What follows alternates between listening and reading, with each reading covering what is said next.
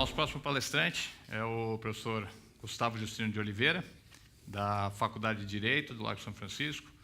O professor Justino é advogado, especialista em Direito Administrativo e atualmente coordena uma disciplina de pós-graduação que trata especificamente dessa questão da corrupção na administração pública.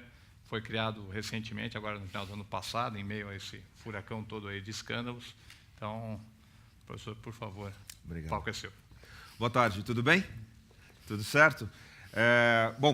Primeiro, agradecer o convite para estar aqui, sobretudo com vocês, né? É muito importante a gente falar sobre corrupção. Hoje nós podemos falar sobre corrupção, né? E aí eu gostaria de começar a minha fala, que vai ser bastante breve também, dizendo que quando eu era estudante, quando eu era acadêmico de Direito, embora esses temas... havia uma necessidade de se tratar desses temas, inclusive em sala de aula. Os próprios professores, eles, de alguma maneira, tergiversavam, como a gente diz no direito, né? Eles fugiam da raia. Então, assim, como que não, no máximo, no enquadramento de um ato de corrupção como crime. Isso já vem do Código Penal, que é da década de 40, e não é nenhuma novidade, né?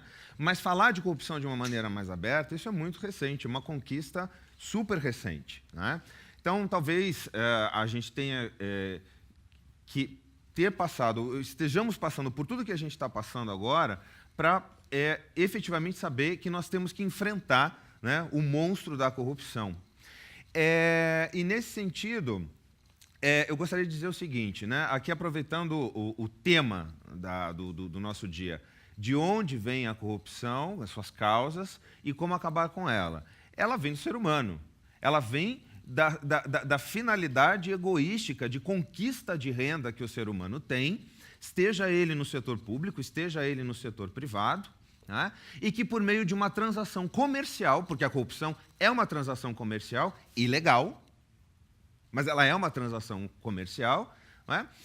Vai haver um abuso do poder público, né, com finalidades egoísticas, que pode ser, geralmente né, a questão de você adquirir receitas que são ilícitas, né? Então você ter acesso a recursos públicos, né? Mas também pode não implicar nesse acesso a recursos públicos. Por exemplo, nepotismo, né? A contratação de familiares para trabalhar no setor público, isso é uma prática de corrupção. Clientelismo, eu só vou nomear para cargos em comissão também aqueles que fazem parte do meu partido ou têm uma identidade ideológica próxima a minha, se não igual. Não me importa o profissionalismo, né? Então, grupos. Então, esse elemento egoístico, ele pode se traduzir em recursos financeiros ou não. Existem alguns elementos que, para o direito, né, meu enfoque vai ser jurídico aqui, são elementos que conceituam um ato de corrupção, seja crime ou não. No crime nós temos algumas diferenças, mas quais seriam esses elementos? Primeiro, a existência de um cargo público e o exercício desse cargo público de maneira abusiva, né, de maneira ilegal. Então, não é exercer o cargo público para fins públicos, é exercer o cargo público ou se aproveitar do cargo público para fins não públicos. Um segundo elemento seria a questão da discricionariedade. O que é a discricionariedade no mundo jurídico, né?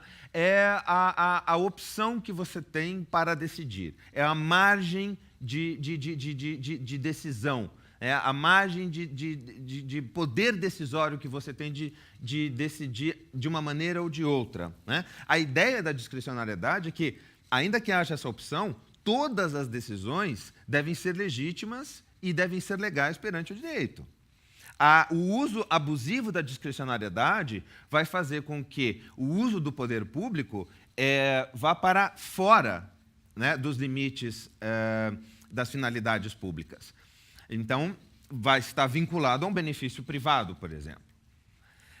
Um terceiro elemento que é muito importante também por meio desse uso abusivo de um cargo público, né, da discricionariedade, você está infringindo regras. Então, infringir regras, sejam regras éticas, morais, mas, sobretudo, as regras jurídicas, está na base de um ato de corrupção. E quando eu digo uma transação comercial, porque é uma transação comercial efetivamente, mas ela é ilegal, ela é ilegítima, ela não é possível de acontecer perante o direito, mas mesmo assim ela acontece. Então, há o elemento de infringir as normas legais postas, né, pelo direito, pelo Estado. Um outro elemento muito importante também na questão da corrupção é que tudo isso acontece no sigilo. Tudo isso acontece no segredo. E é justamente isso que torna o ato de corrupção tão sedutor. Né? O que leva uma pessoa, sabendo de tudo isso, que ela não pode, um servidor público ou mesmo um agente privado, né, de uma empreiteira, de uma empresa contratada pelo poder público, mesmo sabendo de que ela está infringindo a lei, o que leva uma pessoa, estamos falando então, portanto, da origem da corrupção, né, o que leva uma pessoa a praticar um ato de corrupção? São 3 pontos principais. Primeiro, a existência de oportunidades. Existem incentivos que são extremamente sedutores, e esses incentivos acabam motivando, né, não de maneira apaixonada, mas de maneira muito racional, aquele que pretende realizar um ato de corrupção. Então, a oportunidade, né, e esses incentivos que existem para a prática do ato de corrupção, esse seria um primeiro ponto. Pode levar uma pessoa a agir ou não como corrupto ou como corruptor. Né? Pode ser as duas, como é uma transação comercial, precisa de 2 partes. Precisa haver um acordo mínimo entre elas. Né? Então, a questão da oportunidade. 2, será que eu vou ser pego? Será que alguém vai saber do que eu fiz aqui? Né? E isso é uma análise de custo-benefício que a pessoa faz. Né? E aí, entendendo que dificilmente será pego, será descoberto, ele vai insistir no ato. Então, já teve a oportunidade, sabe que dificilmente vai ser descoberto. E o terceiro elemento, se descoberto for, será punido? O direito, portanto, tem essas 3 preocupações. Quando nós pensamos agora em acabar com a corrupção, e já antecipo que não é possível. Acabar totalmente com a corrupção não é possível.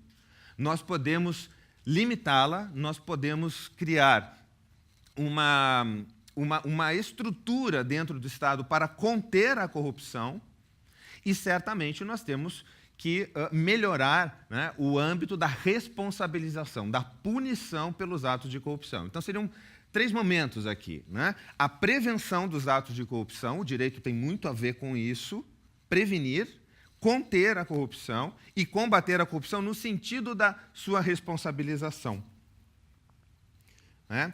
E, falando disso, nós temos que pensar no seguinte, o direito ele é importante porque ele, efetivamente, vai ter que criar uma estrutura normativa, né? E, na administração pública, uma estrutura administrativa, né? Portanto, um sistema de combate à corrupção, e que, no caso brasileiro, é composto, né, formado por vários órgãos. Eu vou citar alguns, né, para dizer que, efetivamente, nós temos um sistema de combate à corrupção aqui no Brasil. Né? Ele é um sistema multiagências, ou seja, há vários órgãos públicos, né, e também não públicos, que acabam atuando, seja na prevenção, seja na contenção, seja na responsabilização dos atos de corrupção. Vou falar de algum deles. Né? Muitos já conhecidos de vocês, em virtude dos escândalos e das operações que estão movimentando esse setor, né? Setor da administração pública, eu digo.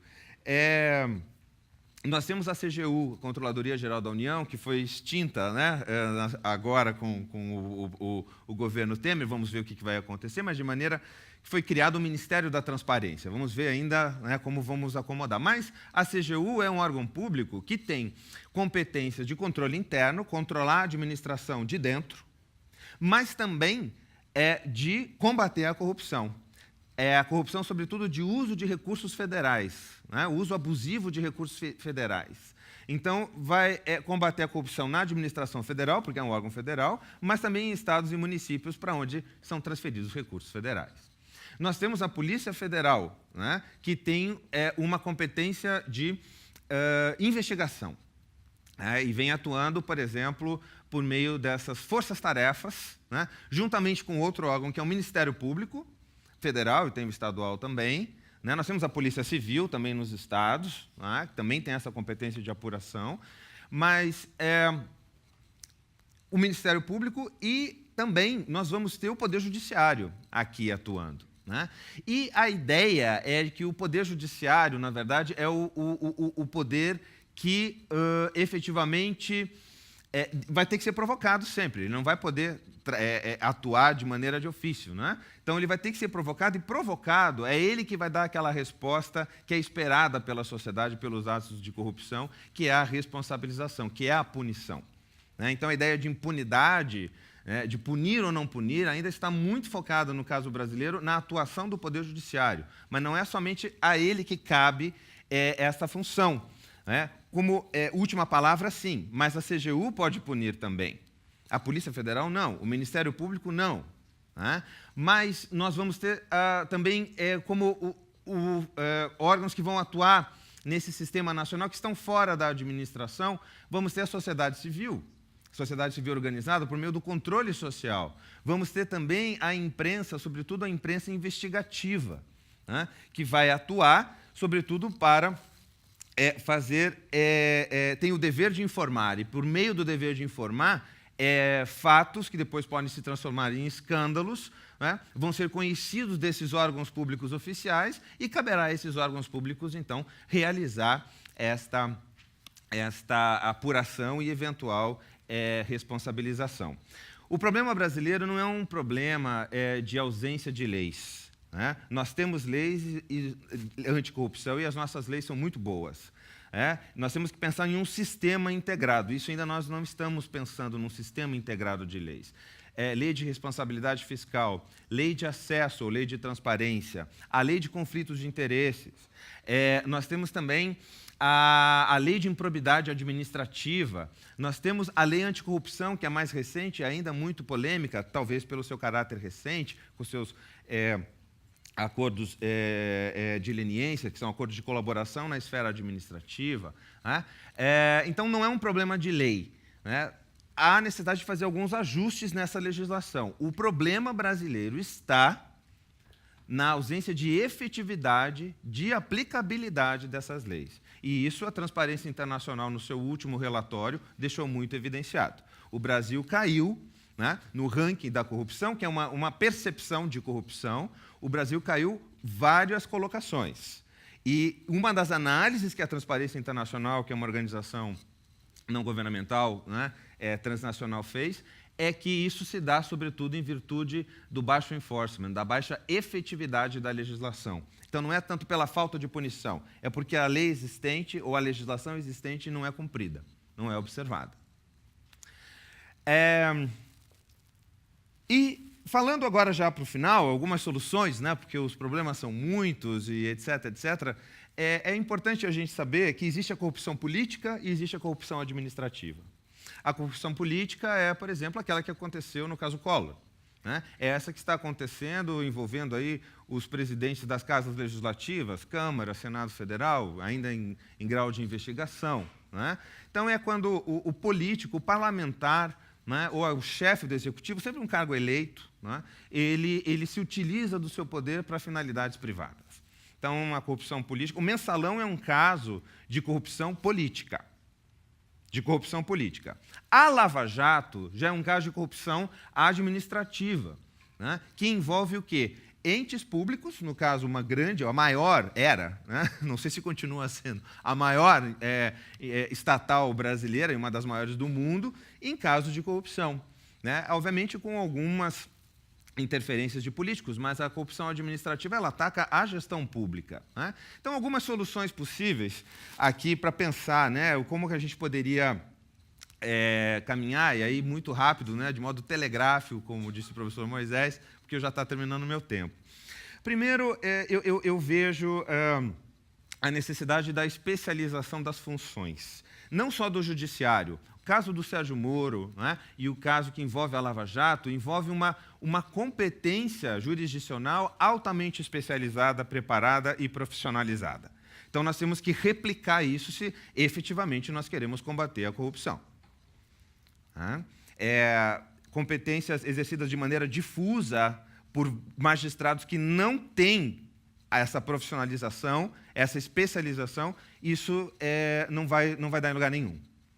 Então, lições a serem aprendidas com a Lava Jato, uma das lições seria a especialização do Poder Judiciário, mas não somente dele. A CGU, por exemplo.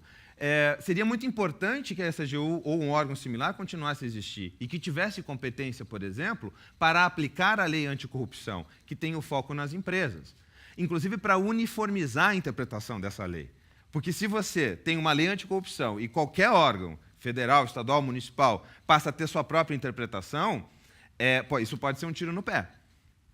Vejam o caso do CAD, por exemplo, não é? Que faz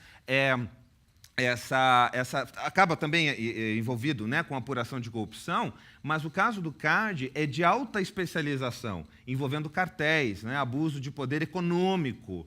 E, nesse sentido, cabe ao CAD interpretar a legislação, né, de abuso de poder econômico, com resultados muito evidentes e muito bons nos últimos anos.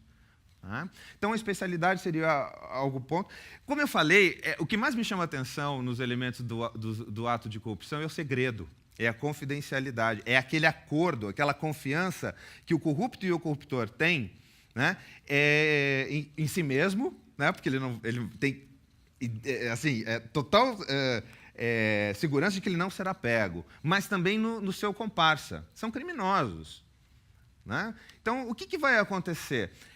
Como é que você vai romper essa rede de corrupção, essa rede de confiança? Você tem que romper protegendo as figuras do informante e do delator.